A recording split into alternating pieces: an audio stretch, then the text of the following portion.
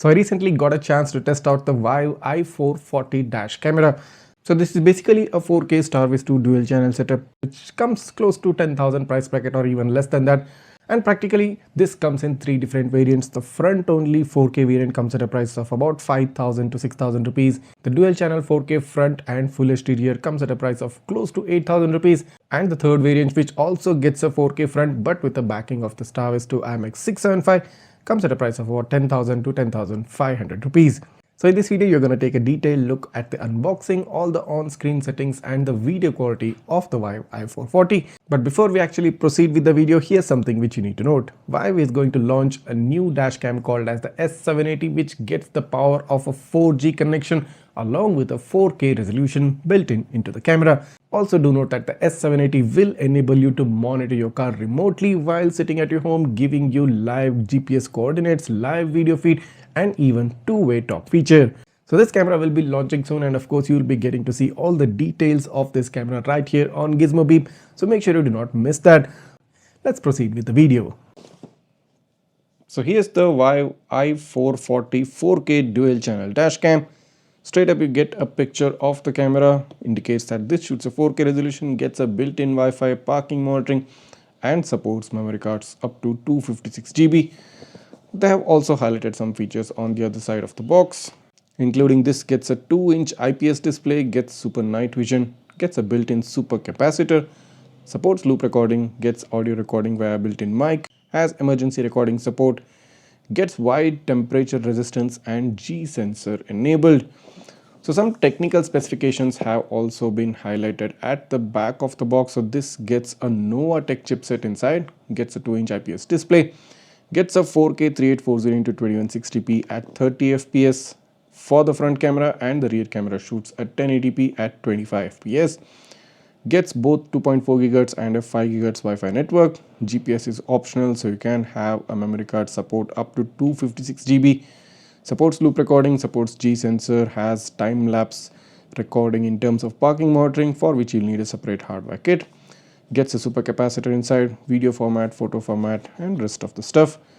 So straight up, first thing in the box, you get the user manual for the i440, a very thorough and a detailed user manual wherein you get a product overview, you get a button function, standby and video interface description, basically anything and everything which you need to know about the dashcam, including the app support, for which you'll need to download the Video app, which is supported both on Google Play Store and Apple App Store.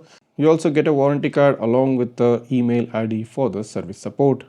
So here's the main front camera, the 4K enabled Starvis 2 IMX675 based front camera from Wyve, and as you can see, the camera is not very bulky straight up. I mean, comes almost like within the palm of my hand, has this extra long windshield mount, does get a Type-C port and a mini USB port. At the back you do get a 2-inch IPS display, and at the bottom you do get some control buttons and a reset slot right here. So you have the up and down arrow, OK button and a menu button. So the lens module is tiltable up and down, maybe 30 to 40 degrees, and straight up at the front of the camera you get the Wyve branding and the 4K branding. So quite a compact and an elegant design, has a decent build quality. So it will be interesting to see the kind of performance this camera brings out in real life conditions.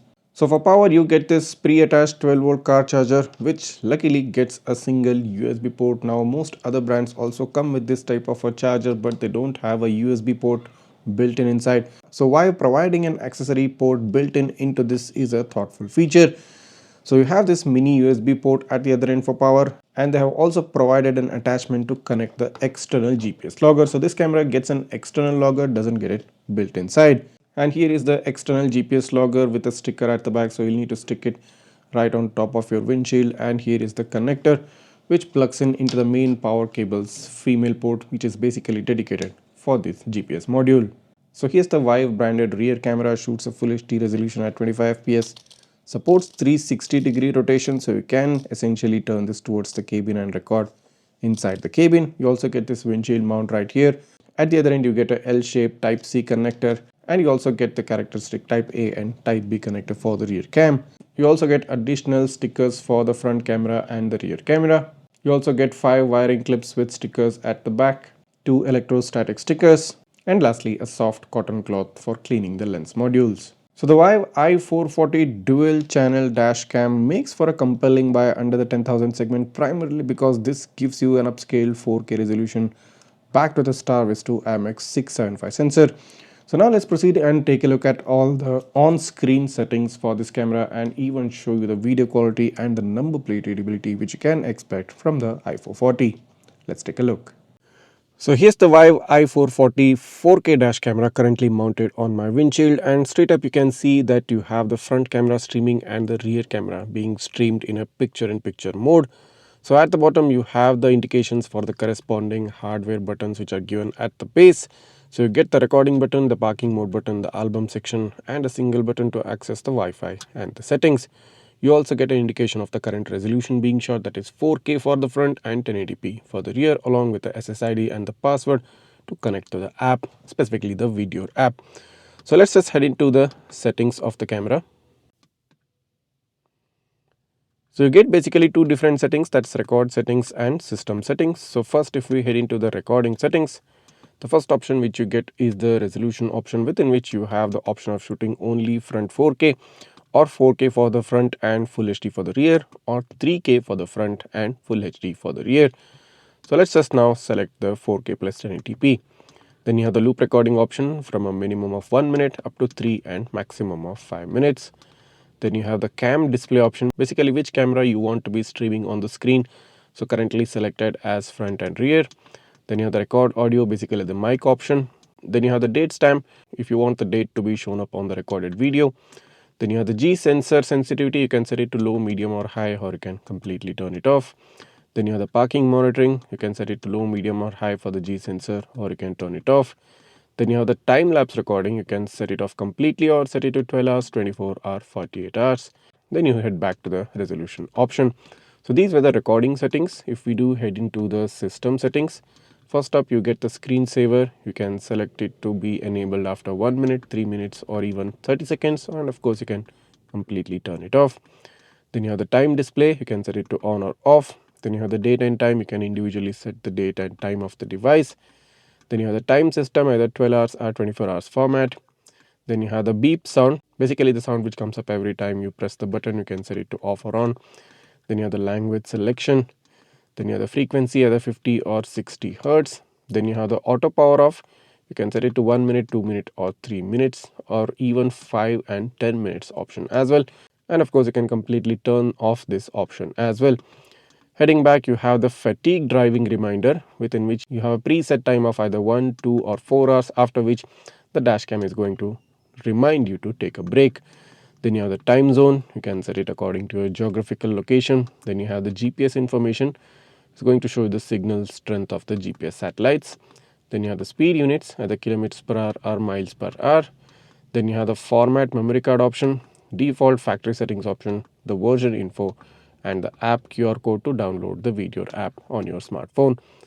So these were the system settings for this camera, and if you do head into the album section, you can access the normal videos, emergency lock videos and the parking videos, and even stream any one particular video straight up on your screen whenever you want to have access of any particular video.